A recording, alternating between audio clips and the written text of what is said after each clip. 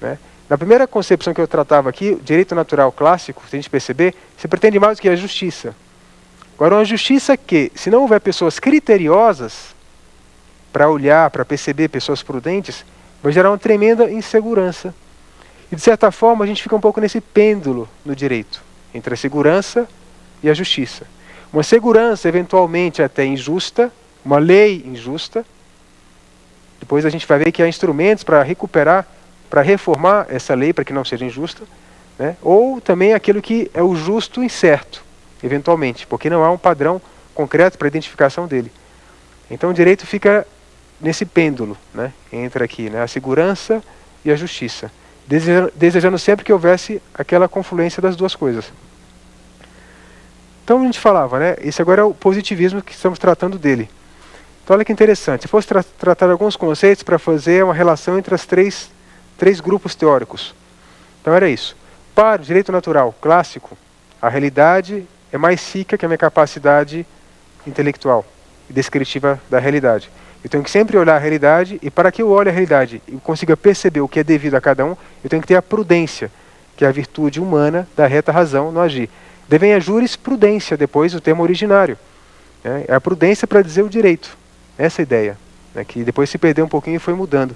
Hoje a jurisprudência se refere a um conjunto de decisões, né, tomadas pelo judiciário. Ficou essa ideia hoje, saindo um pouquinho da ideia originária, que é a vida jurisprudência.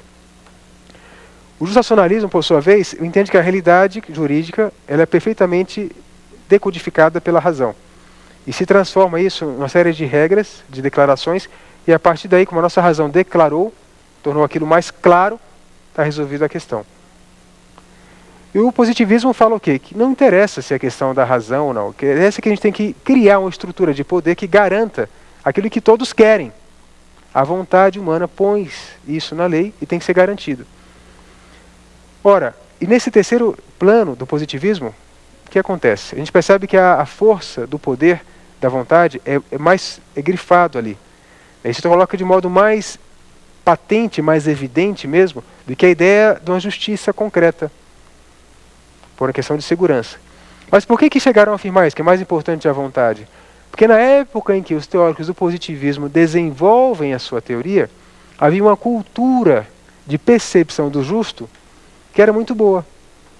Ora, então eu vou atribuir poder, né, à lei, sabendo que aqueles que fazem lei têm uma cultura tal que efetivamente aquelas leis são boas. Então funciona bem, porque é uma cultura que dá um suporte, né, para aqueles legisladores. A lei que eles produzem é uma lei boa, portanto dá um poder tremendo a eles. Qual que era o perigo dessa teoria? Que ao longo do tempo, se dá muito poder para a lei, e a lei que é posta, portanto o principal está ali na lei que é posta, se muda a concepção dos legisladores. Se aquela cultura decai, amanhã quem tiver investido nessa função, se for um mau legislador, vai obrigar toda a coletividade a uma série de atitudes que são contrárias, podem ser inclusive contrárias às próprias pessoas.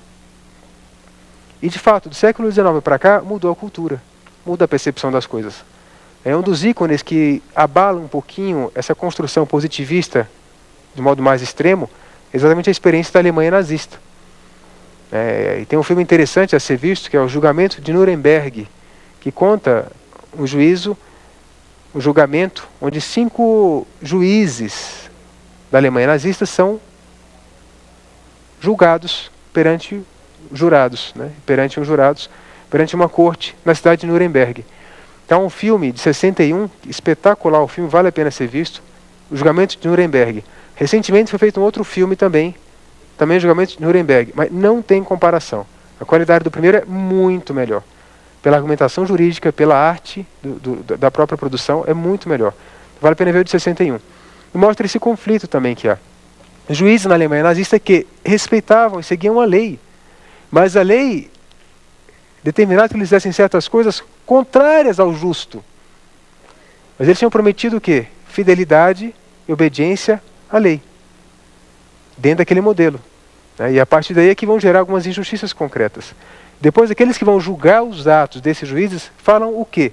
Ora, se a lei era injusta, vocês não deveriam ter aplicado essa lei. Como não? Se eu estou no meu país, a minha Constituição me garante, me obriga a aplicar essas leis, por que não? Qual é o parâmetro, afinal? né? E essa discussão aparece nesse filme, que é muito interessante. Então, o que acontece? Enquanto o direito natural clássico, né, aposta nessa ideia da prudência, o jurisdicionalismo no conhecimento das declarações, que devem ser respeitadas acima de tudo, de direito, o positivismo aposta o quê? Basicamente na obediência à lei. Obediência à lei, essa ideia de segurança, de estabilidade, que é importante também. E se avança no positivismo hoje para um modo novo de tratar o direito positivo, que é o procedimentalismo. Quer dizer, legitimar as leis criadas pelo procedimento. Então, procedimento democrático. Se deu democraticamente aquela lei, tem que ser respeitada. Ponto. Tá? Então, em vez de fazer um juízo com relação à justiça ou injustiça, o procedimento foi correto, foi adequado, então pronto. Porque, mais uma vez, eu trabalho com a ideia o quê? De poder, não associando essa ideia de poder diretamente a uma ideia de verdade ou de conteúdo valorativo. Tá? Então tem procedimentos muito bem pensados, democráticos, para que possa garantir que a coletividade tenha uma lei que reflita seu próprio modo de ser. Pensando que, eventualmente, se a coletividade nossa chega numa compreensão equivocada do ser humano, aquilo pronto, vai passar adiante. Porque você já não tem aquela régua do chamado declarações de direitos, né, e você também não tem aquela ideia, tem que olhar com prudência para a realidade e descobrir o que é fundamental. Não. A lei formalmente foi construída de forma democrática, há um procedimento que foi observado, tem que ser cumprido.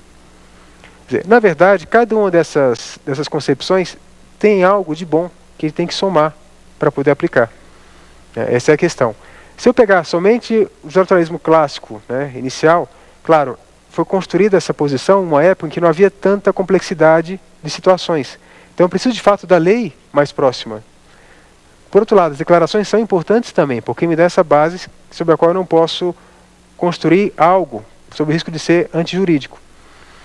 Agora a questão é deixar o positivismo viúvo, sem esse apoio das outras duas bases, ele ficaria realmente um instrumento muito precário, porque poderia servir a diversos fins diferentes da própria justiça. Esse é um ponto. Bom, estou falando tudo isso por quê? Porque a gente percebe que o positivismo ele tem uma afirmação histórica tremenda, porque ele vai ajudar a constituir os estados de direito. No século XIX, uma fase em que os estados estão se consolidando como a gente conhece hoje.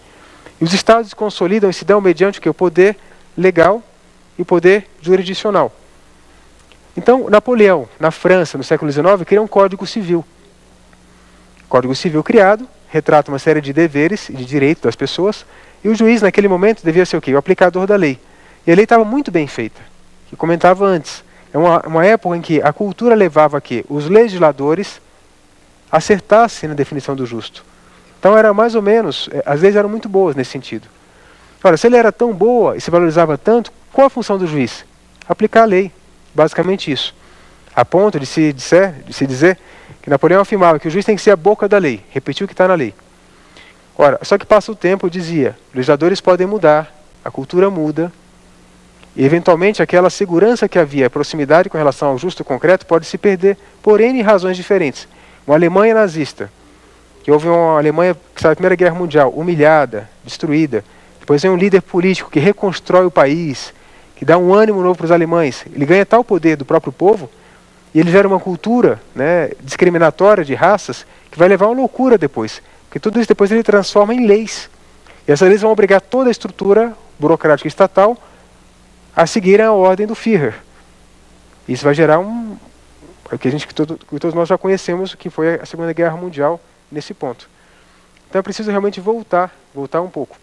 Bom, o fato é que no século XX, seja por essa experiência da Alemanha, seja por uma realidade cada vez mais complexa, a sociedade de massa é produto do século XX.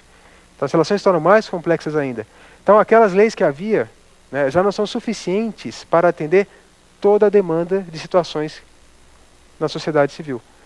Então é importante que o juiz não seja somente a boca da lei, mas que ele tenha poder para, olhando os fatos de novo, reconstruir e dizer qual é o direito.